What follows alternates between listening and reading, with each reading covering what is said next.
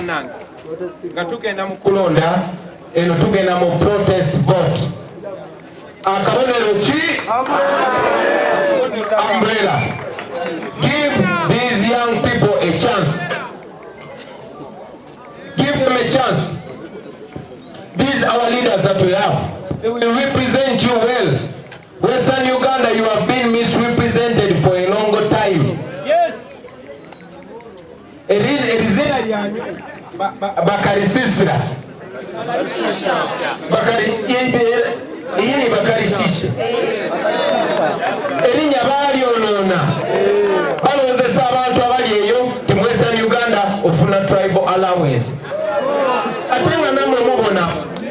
Ate nga namwe mwagala change.